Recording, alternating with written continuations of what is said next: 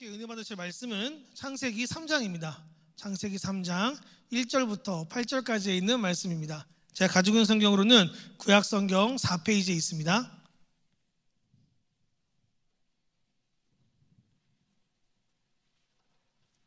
창세기 3장 1절부터 8절까지에 있는 말씀입니다. 다 찾으셨나요? 네, 그럼 우리 함께 합독할까요? 우리 함께 읽겠습니다. 그런데 뱀은 여호와의 하나님이 지으신 들짐승 중에 가장 간교하니라. 뱀이 여자에게 물어 이르되 하나님이 참으로 너희에게 동산 모든 나무의 열매를 먹지 말라 하시더냐. 여자가 뱀에게 말하되 동산 나무의 열매를 우리가 먹을 수 있으나 동산 중앙에 있는 나무의 열매는 하나님의 말씀에 너희는 먹지도 말고 만지지도 말라 너희가 죽을까 하노라 하셨느니라. 뱀이 여자에게 이르되 너희가 결코 죽지 아니하리라. 너희가 그것을 먹는 날에는 너희 눈이 밝아져 하나님과 같이 되어 선악을 알 줄 하나님이 아심이니라. 여자가 그 나무를 본즉 먹음직도 하고 보암직도 하고 지혜롭게 할 만큼 탐스럽기도 한 나무인지라. 여자가 그 열매를 따먹고 자기와 함께 있는 남편에게도 주매 그도 먹은지라. 이에 그들의 눈이 밝아져 자기들이 벗은 줄을 알고 무화과 나무 잎을 엮어 치마로 삼았더라. 그들이 그날 바람이 불 때 동산에 거니시는 여호와 하나님의 소리를 듣고 아담과 그의 아내가 여호와 하나님의 낯을 피하여 동산 나무 사이에 숨은지라. 아멘. 반갑습니다. 저는 오늘 창세기 3장 1절부터 8절까지 있는 말씀으로 죄의 본질이라는 제목으로 함께 은혜 나누는 시간 가져보려고 합니다. 보통 우리가 믿지 않는 사람들과 어떤 이런저런 대화를 나눌 때 기독교인들이 믿지 않는 사람들이 이야기하는 그 이야기 중에 가장 대답하기 곤란한 질문 중에 하나는 이런 걸 거예요. 어떤 거냐면 세상 착한 사람이 있어요. 정말 법 없이도 살 것 같이 너무 착한 사람이 있습니다. 그리고 이 사람이 누군가를 돕기도 너무 잘 돕고 그리고 그의 인성이나 말투나 행동을 보면은 너무 그에게 예의와 이런 것들이 막 느껴지는 사람이 있어요. 그런데 그 사람이 예를 들어서 만약에 하나님을 믿지 않는다고 해봅시다. 그러면 우리 그리스도인들에게 물을 거예요. 저렇게 정말 다른 사람들에게 모범이 되고 귀감이 되는 사람이 하나님을 믿지 않는다면 그는 천국에 갑니까? 지옥에 갑니까? 이런 질문 많이 받죠? 그러면 그런 질문을 여러분이 들었을 때 여러분들은 어떻게 대답하십니까? 모르겠어. 이렇게 대답하십니까? 근데 저는 이런 질문이 나오게 되는 궁극적인 이유를 이렇게 생각합니다. 여러분, 그들은 죄가 뭔지 모르기 때문에 죄를 단순히 자기들이 생각하는 기준으로 정한 다음에 저 정도면 죄 짓지 않은 사람 아니겠어? 라는 어떤 질문으로 어떤 그런 가정으로 이 이야기가 출발하는 거예요. 그래서 저 정도면 선한 사람인데 저 정도면 괜찮은 사람인데 저 사람도 하나님이 안 받아주시면 안 되는 거 아니야? 그러면서 이제 기독교인들 중에서 굉장히 악독한 사람들을 떠올리며 혹은 그 사람들을 지적하며 이야기하겠죠. 저런 사람도 믿는다는 이유로 천국 가는데 믿지 않는 저렇게 착한 사람이 믿지 않는다는 이유로 지옥 가는 게 말이 됩니까? 아마 이런 이야기들을 많이 들어보셨을 거예요. 혹은 스스로도 생각할 겁니다. 아니 왜 하나님께서는 구원에 대한 이야기를 왜 믿음으로 두셨는가? 왜 그의 행실이나 어떤 그의 살아온 삶의 어떤 모습이 아닌 궤적이 아닌 왜 그가 하나님을 아느냐 모르느냐 믿느냐 믿지 않느냐 여기에 그 주안점을 두었는가? 아마 이런 생각을 하시게 될 겁니다. 저는 근데 오늘 이 본문에 있는 말씀을 우리가 함께 묵상하면서 바로 근본적인 죄라고 하는 게 무엇인지를 함께 생각해 볼 수 있는 시간이 되었으면 좋겠습니다. 왜냐하면요 여러분 이게 명확하게 서지 않으면 우리는 세상하고 똑같은 고민을 할 겁니다. 왜? 어째서 그런 일이 일어나야 됩니까? 이렇게 대답할 수밖에 없을 겁니다. 그런데 기억하십시오. 죄라고 하는 것은요 단순히 누군가를 괴롭히고 누군가를 힘들게 하고 누군가를 어렵게 하고 되게 일반적인 사람들이 이야기하는 예의에 벗어나는 행동들 혹은 그 규범에 벗어나는 행동들 이런 것들을 우리가 죄라고 부르지 않습니다. 물론 그러면 죄가 아니니까 마음대로 행해야 되는 겁니까? 그건 아닙니다. 규범이기에 우리가 따르긴 따라야 됩니다. 그런데 여러분 이걸 기억하셔야 됩니다. 그렇다고 그게 죄의 문제의 근본적인 어떤 중심이나 기준이 되어주진 않습니다. 우리는 성경이 도대체 뭘 죄라고 이야기하는지 어떻게 우리가 살아야 된다고 이야기하는지에 귀를 기울여야 됩니다. 저는 우리 주한중학교 모든 청년부 여러분들이 오늘 본문에 있는 이 말씀을 우리가 함께 묵상하며 내가 내 삶을 먼저 돌아볼 수 있게 되기를 주님의 이름으로 축복합니다. 여러분, 우리가 선하게 산다고 살지만 사실 어떻게 사는 게 선한지 잘 모를 때가 많아요. 그럴 때 우리가 어디를 바라봐야겠습니까? 세상 기준 바라봐야겠습니까? 아닙니다. 성경은 이야기하는 겁니다. 여기에 그 답이 있다고요. 저는 우리 주한중학교 청년부 여러분들이 성경에서 그 해답을 다 찾고 여러분을 판단하실, 여러분을 심판하실, 여러분을 온전히 아시는 그분 안에서 우리가 선한 자녀로서 하나님의 뜻 안에 살아가는 모두가 될 수 있게 되기를 주님의 이름으로 축복합니다. 오늘 본문은요, 이제 아담과 하와가 이 뱀에게 유혹당하는 장면을 지금 보여주고 있습니다. 원래 아담과 하와가 처음 태어났을 때요, 하나님이 그들을 만드시고 뭐라고 이야기하셨는지 아십니까? 기억나십니까? 이 앞에 내용 보면요, 딱 한마디 하세요. 보시기에 심히 좋았더라. 이게 무슨 얘기냐면요, 이 아담과 하와를 만났을 때 하나님은요, 이 두 사람을 만드는 이후에 하나님이 흡족해 하시고 만족해 하셨다는 거예요. 그건 단순히 이들이 하나님을 잘 섬기고 하나님을 잘 따랐기 때문이 아니라요, 그냥 그들의 존재만으로 하나님은 기뻐했고 그들의 존재만으로 하나님은 그들에게 만족했다라는 겁니다.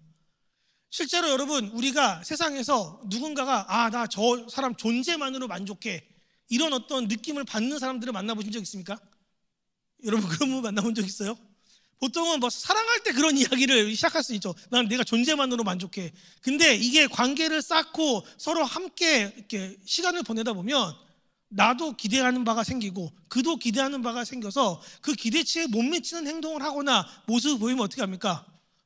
이런 줄 몰랐는데 실망이야 이러면서 존재만으로 사랑한다고 생각했던 그런 어떤 마음들이 조금씩 물러나고 조금씩 밀려나지 않습니까? 여러분, 근데 원래 우리가요, 누군가를 존재만으로 사랑하는 경우가 있습니다. 언제 있을까요?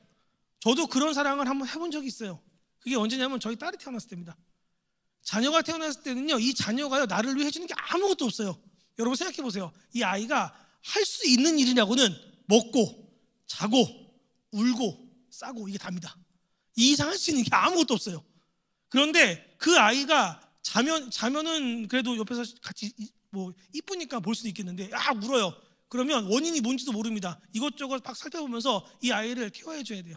배고파하는 것 같아요. 무조건 먹여야 돼요. 얼마나 자주 먹는지 아십니까? 2시간에 한 번씩은 무조건 먹여야 돼요. 그러면 그런 어떤 시간들 때문에 잠도 못 자요. 밤에 자다가 애 울면 벌떡 일어나 깨가지고 애 먹이고 또 이렇게 혹시 이렇게 실수하진 않았나 보고, 이거를 정말 그 기간 동안 엄청나게 오랫동안 보면서 그렇게 아주 힘든 시간들을 보내거든요.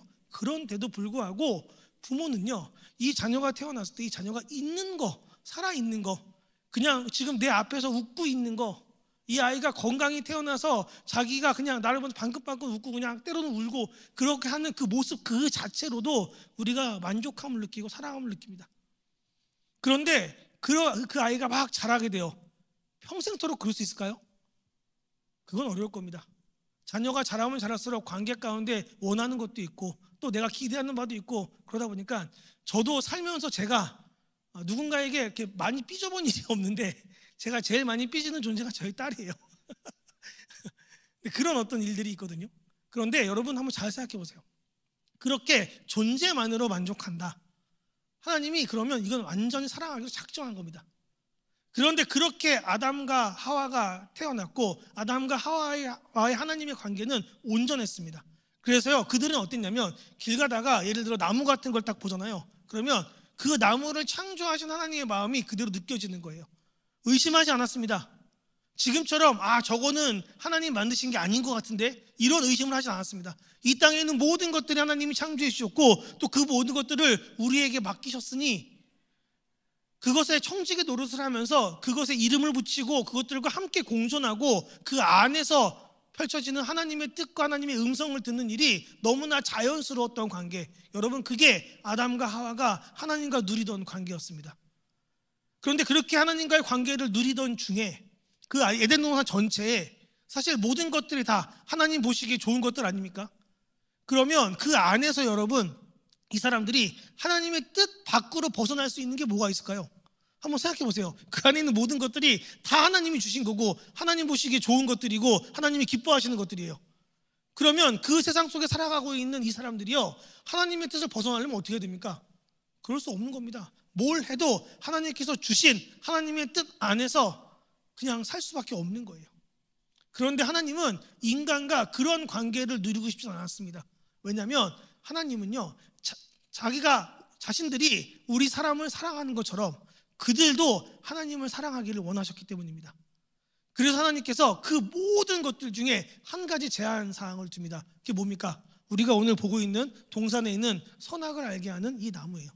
여러분, 근데 이걸 보면 우리가 그런 생각을 합니다. 실제로 이 나무를 먹는다고 이 아담과 하와가 선악을 구별하는 능력이 생겼습니까? 제가 나중에 결론적으로 말씀드리겠지만 그런 능력은 안 생겼습니다. 그럴 수 있다고 착각하는 것뿐입니다. 그런데 하나님께서는 그걸 먹지 말라고 이야기하시며 이야기하는 거예요.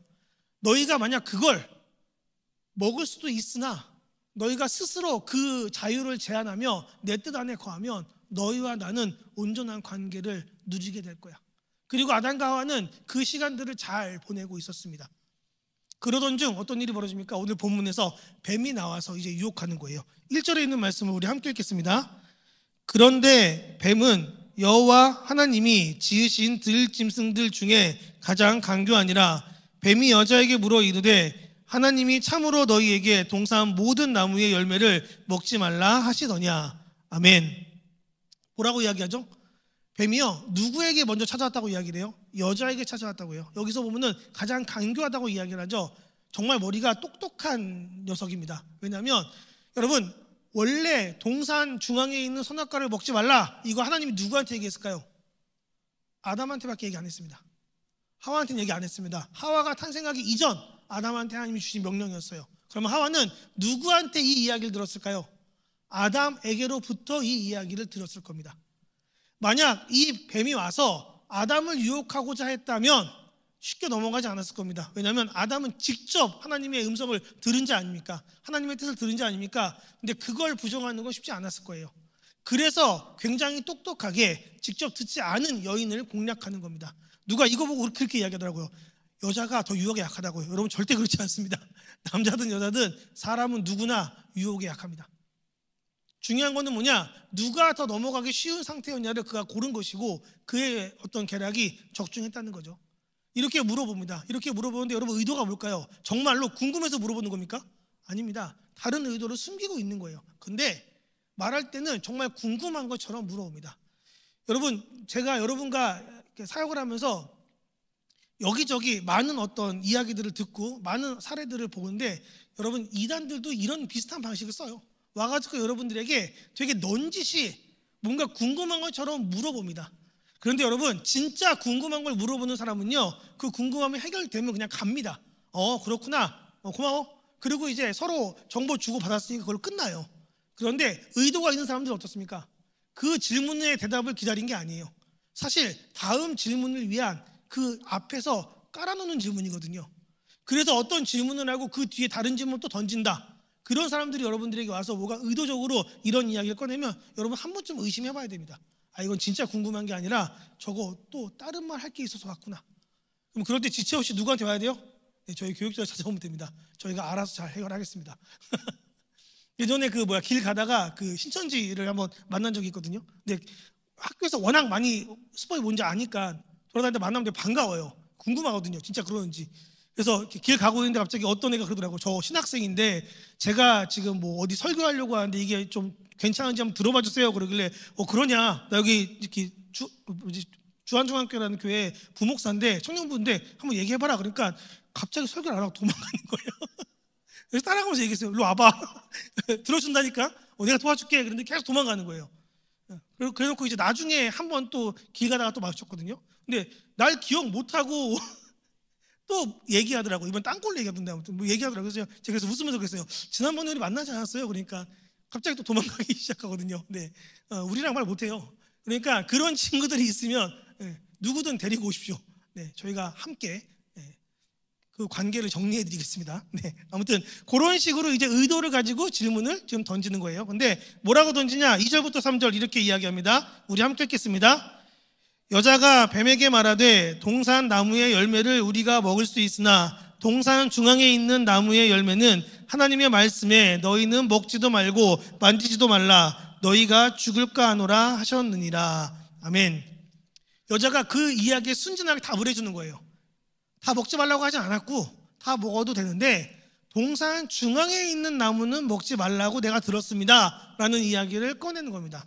제대로 알고 있었습니다. 정확히 알고 있었어요.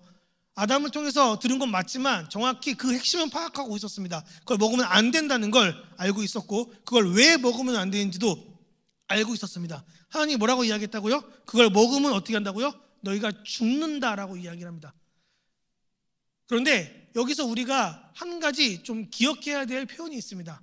하나님이 우리한테 너희가 죽을 것이다 라는 이야기를 했을 때 죽음은요, 단순히 우리가 살면서 우리의 코에 호흡이 끊기는 걸 죽음이라고 이야기하지 않습니다. 여러분, 우리가 성경에서 그런 표현들이 많거든요. 그가 잠들었다, 그런 표현도 보였죠. 구약에서도요. 그게 어떤 의미냐면, 여러분, 사람은 누구나 한번 코에 호흡이 끊기는 것은 경험합니다. 어쩔 수 없어요. 누구나 다 죽게 될 거예요. 인간적인 의미에서는요. 근데 성경은 그것을 죽음이라고 표현 안 합니다. 왜냐하면 하나님이 인간을 처음 만드셨을 때 처음부터 계획했던 게 뭐였죠? 하나님은 인간과 영원한 시간을 함께하고 싶으셨어요. 그래서 이 에덴 동산 중간에 생명나무도 두셨던 겁니다. 그런데 우리가 어떤 때를 그러면 죽었다라고 성경은 표현합니까? 성경은 이렇게 표현하는 거예요. 뭐냐면 우리와 하나님과의 관계가 끊긴 상태를 죽음이라고 표현하는 겁니다. 그래서 예수님께서 제자들과 함께 모여서 기도하실 때 그런 이야기를 하신 적 있어요. 여기 있는 사람 중에 누군가는 죽음을 경험하지 않을 거야. 근데 실제로 거기 있는 사람 중에 호흡 안 끊긴 사람 있습니까? 없습니다. 지금까지 살아서 내가 예수님이 말했던 그다라고 이야기하면서 그 수천 년의 시간을 살아온 사람 있습니까? 없습니다. 그러면 예수님께서 그 자리에서 거짓말 하신 겁니까? 아니에요. 그건 어떤 의미냐면요, 그 자리 가운데 예수 그리스도를 믿어 하나님과의 관계가 회복된 자들은 그 관계가 회복됐기에 이제 그에게 죽음은 없을 것이다. 하나님과의 관계가 끊어지는 일은 없을 것이다. 왜냐하면 너희가 한번 하나님과 관계가 회복되면 그 회복된 관계는 죽음도 천사도 그 어떤 것도 끊을 수 없기에 너희 중에 여기 있는 사람 중에 예수 그리스도를 통해 나를 통해 너희가 하나님께 나아간다면, 하나님과 관계가 회복된다면 그 관계는 끊이지 않을 것이다 라는 이야기를 예수님께서 해주신 거예요. 여기서도 마찬가지입니다. 아담과 하와한테 하나님이 말씀하신 게 뭡니까? 네 코에 호흡이 끊길 거야, 그 이야기가 아닙니다. 우리가 함께 관계 맺고 함께 사랑하고 하는 이 관계가 끊어지게 될 거야. 그게 인간에게는 죽음이라고 하는 단어로 다가와야 되는 겁니다. 왜 그렇습니까? 여러분, 사람이 처음 만들어질 때요, 혼자서 홀로 온전히 설 수 있는 존재로 만들었을까요? 아닙니다. 우리는 하나님께 의존하도록 만들어져 있어요.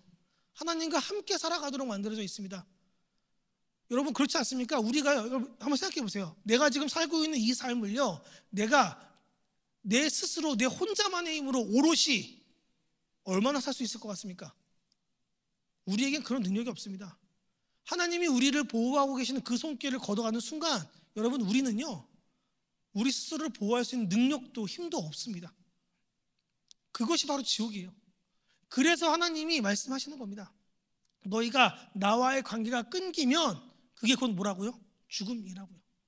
이것을 염두에 두고 말씀하셨는데 하와는 그 뜻을 모르고 있었습니다. 물어보면 되는데 안 물어봤던 것 같아요. 하나님 다 대답해 주셨을 건데. 그런데 그렇게 이야기를 하자 이 뱀이 뭐라고 대답합니까? 4절부터 5절입니다. 우리 함께 읽겠습니다.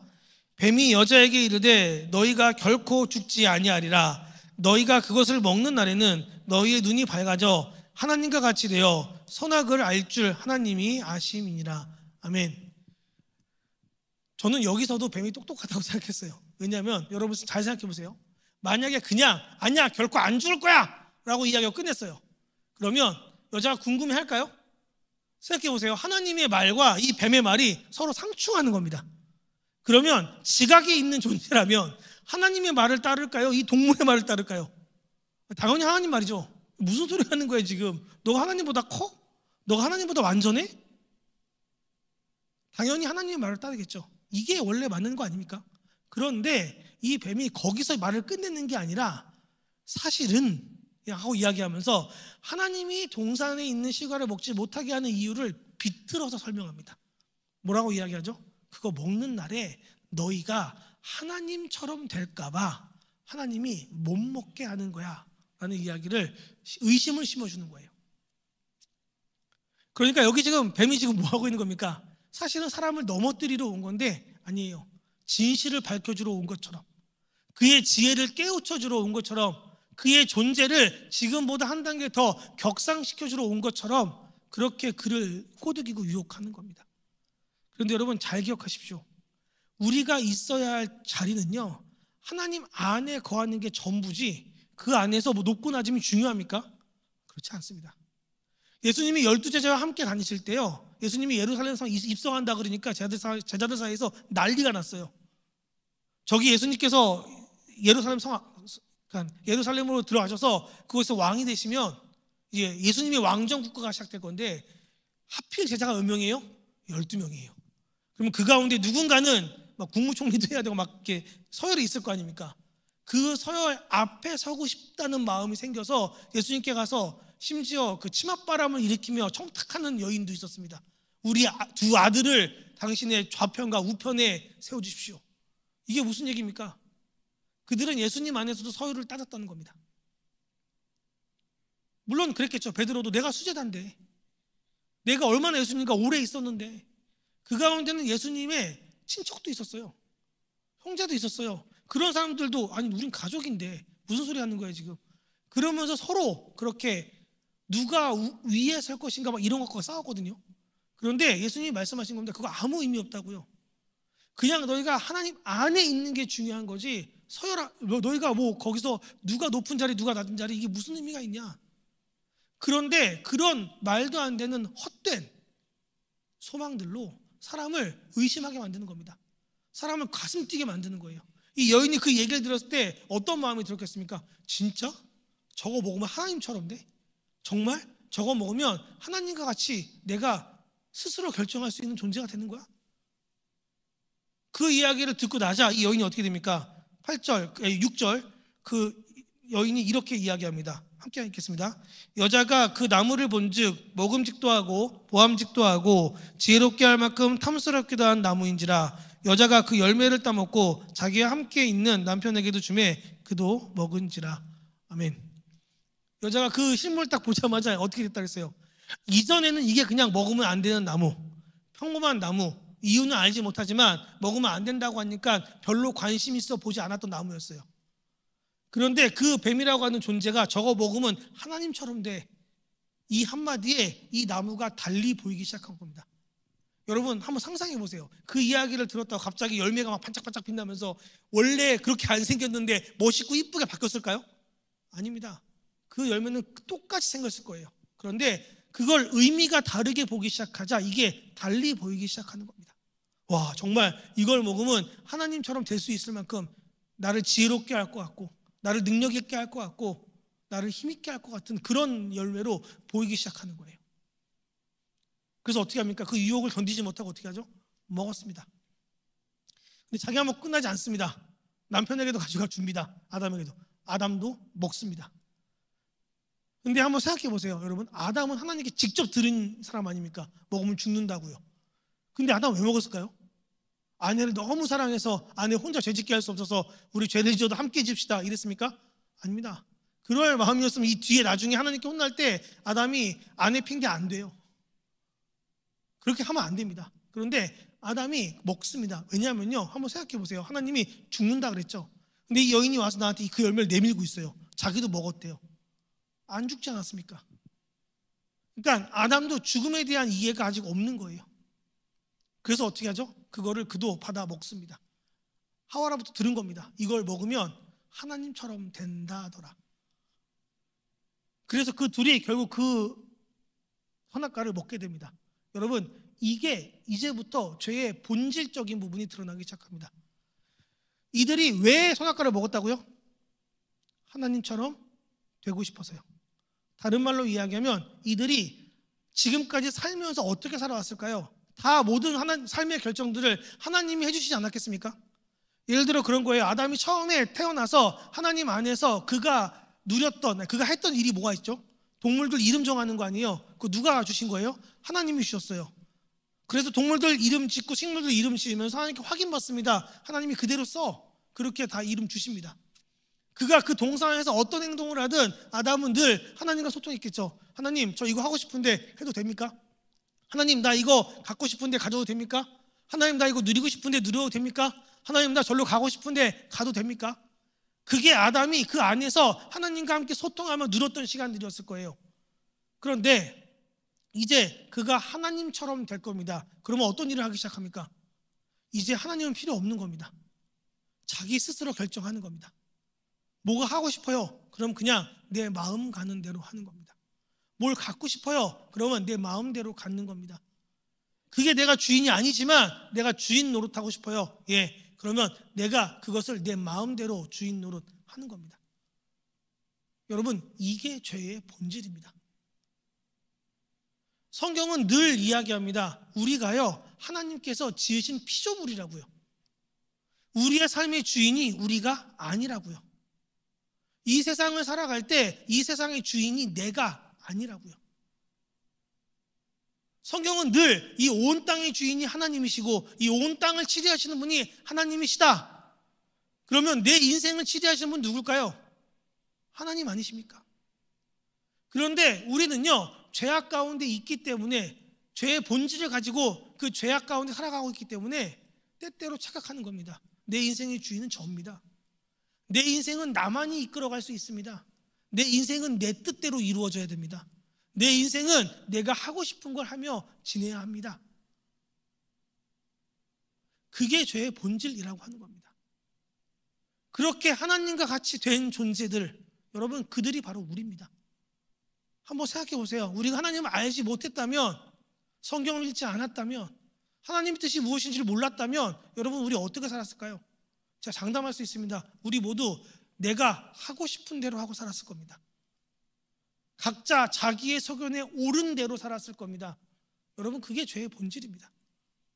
그래서 그 사람이 아무리 선한 삶을 살고 있는 것처럼 보일지라도 그가 자신의 삶의 모든 결정들을 자기 뜻대로 내리고 있다면, 자기가 하고 싶은 대로 하고 있다면, 자신의 삶의 주인이 자기라고 믿고 있다면 여러분, 그는 지금 죄악 가운데 있는 겁니다. 하나님이 의도한 그런 어떤 관계 가운데 나오지 않았으니까요. 여러분, 잘 생각해 보세요. 우리가 뭘 만들었어요. 이게 내가 원하는 대로 동작을 해야 되는데 자기 마음대로 막 움직여요. 여러분 어떻게 할 겁니까? 아, 그래도 잘하고 있으니까 마음대로 해라, 그러면서 그냥 둘 겁니까? 그럴 수 없습니다. 다시 원래의 기능이 회복될 수 있도록 계속 만지지 않겠습니까? 계속 조율하지 않겠습니까? 악기 같은 것도 마찬가지잖아요. 여러분, 악기 다루시는 분들 보면 악기 조금이라도 뭔가 의도한 소리가 안 나면 어떻게 해요? 계속 조율하죠. 이 악기가 자기가 하고 싶은, 내고 싶은 소리가 있는가 보다. 그리고 그대로 그냥 악기 소리를 내게 되면 어떤 일이 벌어지겠습니까? 그래서 하나님은 우리가 다시 하나님의 원래 의도대로 돌아오길 원하시는 거예요. 그런데 여기서 어떻게 됐습니까? 그게 벗어나 버렸어요. 그랬더니 어떤 결과가 찾아옵니까? 7절부터 8절입니다. 우리 함께 읽겠습니다. 이에 그들의 눈이 밝아져 자기들이 벗은 줄을 알고 무화과 나뭇잎을 엮어 치마로 삼았더라. 그들이 그날 바람이 불매 동산에 거니시는 여호와 하나님의 소리를 듣고 아담과 그의 아내가 여호와의 하나님 낯을 피하여 동산 나무 사이에 숨은지라. 아멘. 죄악 가운데로 들어간 인간이, 사람이 처음으로 느끼게 된 감정은요, 여러분, 부끄러움이었습니다. 원래 이 둘은요, 처음부터 벗고 지냈어요. 이게 벗었다는 게 부끄러운 거 몰랐다, 이런 의미가 아닙니다. 그들이 자기의 몸을 보호할 무언가를 가지고 있지 않아도 하나님이 그들을 보호하셨기에, 그들이 무언가 필요했을지라도 하나님이 그 필요를 채우셨기에, 그들이 무언가 마음 가운데 소원이 있을 때에도 하나님이 그 소원을 채우셨기에 그들에게 부족한 게 없었습니다. 그들은 결핍을 몰랐습니다. 그들은 그냥 그 안에서 하나님께서 주시는 풍성함에 만족함을 누리며 하루하루를 기쁨으로 살아가고 있었습니다. 그런데 그들이 하나님의 뜻이 아닌 자기 뜻대로 살겠다고, 하나님의 말씀이 아닌 자기 결정대로 살겠다고, 자기가 하나님처럼 되겠다고 하나님의 자리에 올라서기로 결정했을 때 어떤 결과가 펼쳐집니까? 이제 그들은요, 자기 스스로 자기 인생을 책임져야 될 사람들이 된 거예요. 그런데 여러분, 그거 아십니까? 그 어떤 인간도 스스로의 인생을 스스로 책임질 수 있는 사람은 없습니다. 그가 누가 되었든지 간에요. 돈이 많고 명예가 있고 권력이 세고, 여러분, 이거 아무 의미 없습니다. 그런 것들로 자기 스스로를 지킬 수 있다고 믿습니까? 그럴 수 없습니다. 우리에겐 그런 능력이 없습니다. 그러니 자기 자신을 솔직히 들여다봤을 때 어떻게 되는 겁니까? 결핍투성이인 거예요. 너무 빈자리가 많은 거예요. 너무 부족한 게 많은 거예요.